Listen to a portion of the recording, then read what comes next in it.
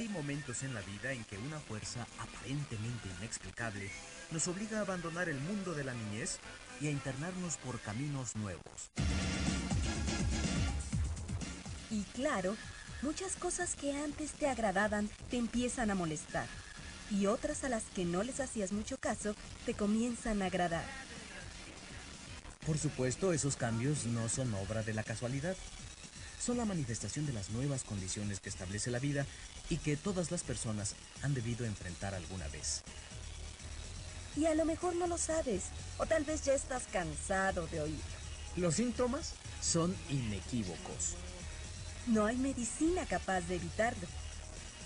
Lo sentimos mucho, pero tenemos que informarte que tu niñez ha quedado atrás. Ahora estás entrando a la adolescencia. La situación no tiene que ser tan trágica. Se trata solo de una estación de la vida que, como todas las demás, tiene un principio y un final.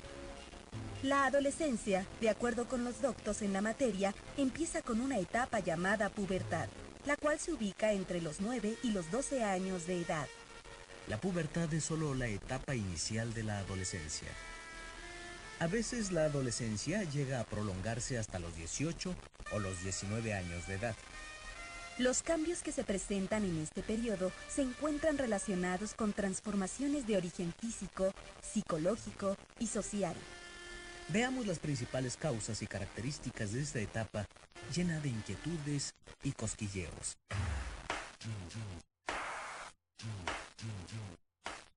En el inicio de la pubertad, la hipófisis empieza a producir la hormona conocida como gonadotropina.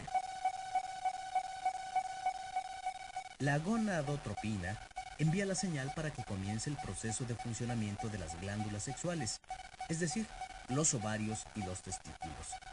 Entonces las glándulas sexuales empiezan a producir hormonas. De los ovarios surge la progesterona y los estrógenos. Los estrógenos son las hormonas responsables de la aparición de los caracteres sexuales secundarios en la mujer.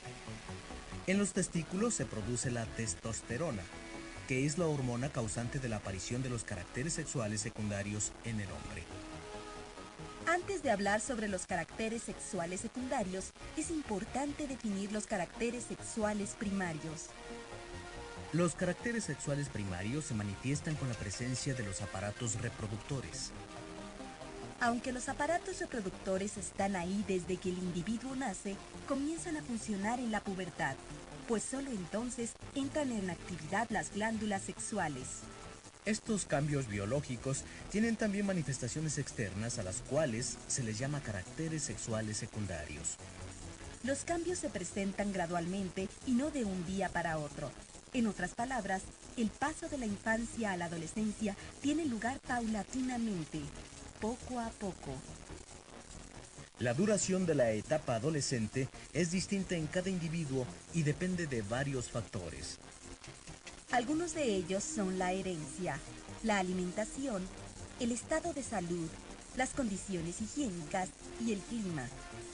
Ciertos factores pueden obstaculizar la aparición de los caracteres sexuales secundarios.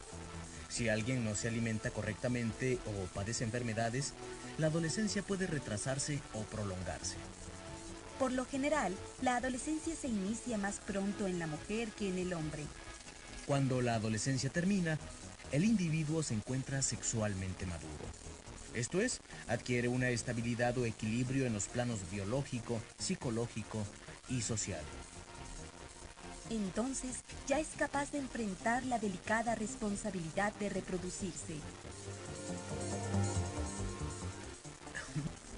Los caracteres sexuales secundarios son aquellos rasgos que nos permiten distinguir al macho de la hembra, independientemente de sus órganos sexuales. Por ejemplo, un león se diferencia de una leona porque tiene melena. La melena en este caso es un carácter sexual secundario. En las mujeres, los caracteres sexuales secundarios que aparecen en la adolescencia son los siguientes. Crecimiento del vello axilar y púbico. Crecimiento de las glándulas mamarias. Ensanchamiento de la cintura pélvica. Distribución de depósitos de grasa en ciertos lugares del cuerpo. Inicio del ciclo menstrual y por lo tanto de la maduración de los óvulos. En el hombre, los caracteres sexuales secundarios son los siguientes: crecimiento del vello axilar y púbico, surgimiento de vello en los brazos, piernas, tronco y abdomen, aparición del bigote y de la barba, crecimiento de la cintura escapular, es decir, la distancia entre los hombros, aumento de tamaño de los órganos sexuales, aumento del grosor de los músculos, cambios en el timbre de la voz, la cual se hace más grave, maduración de los espermatozoides con la aparición de las primeras eyaculaciones involuntarias, que por lo general tienen lugar en la noche, durante el sueño. Estos cambios físicos se presentan acompañados de una serie de cambios psicológicos característicos de la adolescencia.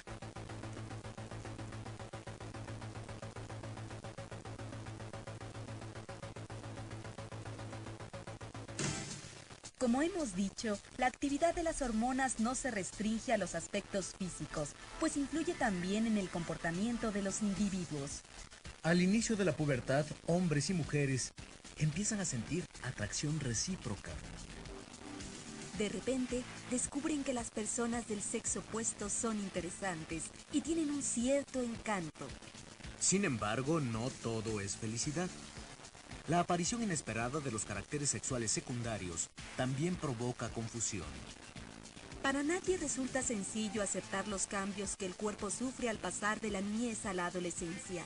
Por eso es importante contar con la información adecuada. Eso ayuda a disminuir la ansiedad y la confusión, al mismo tiempo que permite entender tales transformaciones como parte de un proceso biológico y como un fenómeno completamente natural. Al abandonar la etapa de la infancia, por lo general los adolescentes empiezan a tener más responsabilidades.